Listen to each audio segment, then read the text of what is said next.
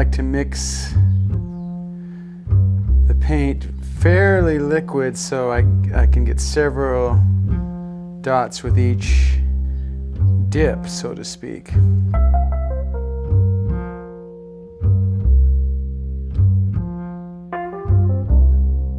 The whole thing with pointillism is to be able to craft this relationship of color that you can't mix on your palette.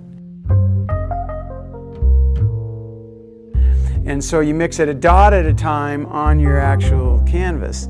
And the colors you combine, for me, it's not an analytical thing. It's not something that I'm not judging the need or the after effect of a certain color. I just get a feeling for that color. You know, color in itself has an emotion. Somehow I got to put green dots in here with these brown and purple dots. And when that happens, which I feel like I can't take credit for those decisions because it happens that way. But it just creates this crunchiness to the color that, you know, I don't think my brain could construct. You know? My brain gets in the way when I try to do that.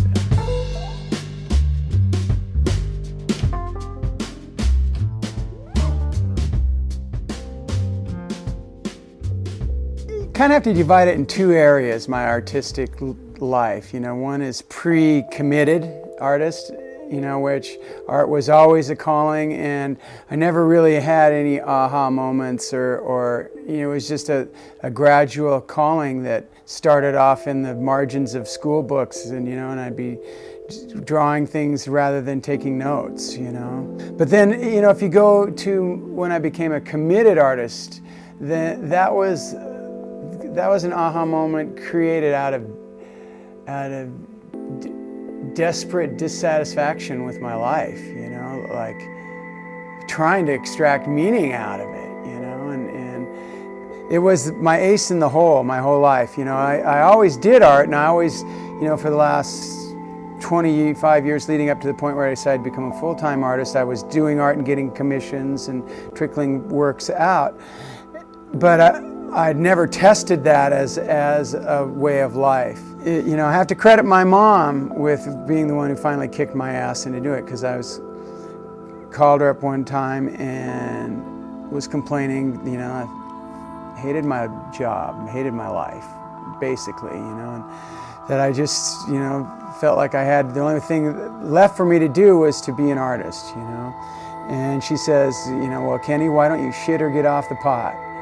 You know, and she was like approaching 80, and you know, that was a big thing for her to say, you know, and so I said, well, I'd love to, but I can't afford to, you know, and she said, well, I'm sending you $10,000, so you can quit your job and start, you know. Everyone else in my life thought it was a bad idea. You know, you're quitting your job as a project superintendent, you're making money, and you're going to do what? And to them, to a lot of people, it's very lofty. Well, I'm going to be an artist, you know. And so, you know, people were kind of like, okay, you know, people didn't think I was going to make it. You know, it was a lot like a job at first, because it was pretty tedious at first, since it was new. A lot of standing in one place and sitting in one place painting. But then the getting in the zone took over, and it became this joy, this place of joy that I just cannot wait to enter every day, you know.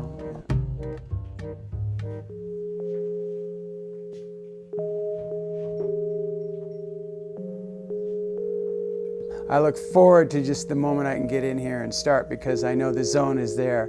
And for me, the zone is, if I could describe the feeling, it'd be like me and the painting wrapped in a blanket together or something. It's just very cozy and tight and warm. And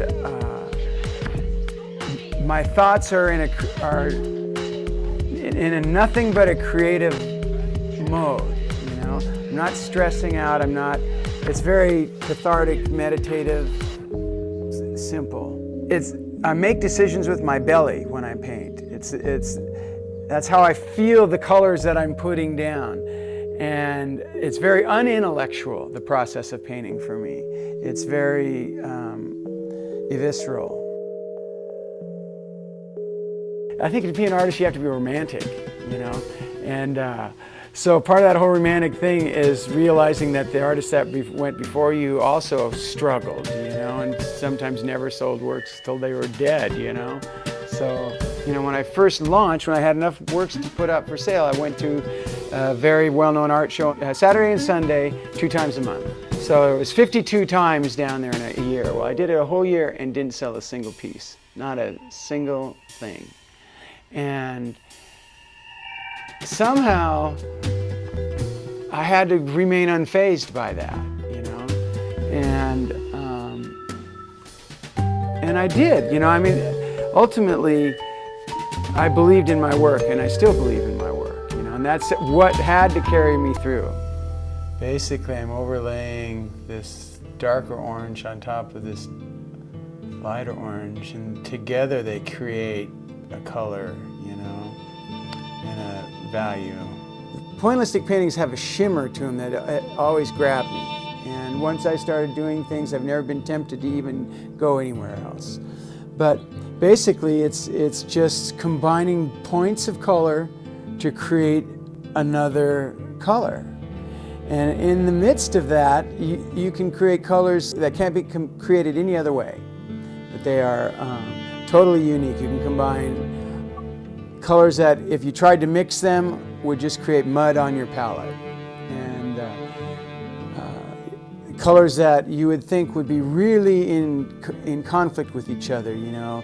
Put in greens with browns and purples and oranges all in the same area.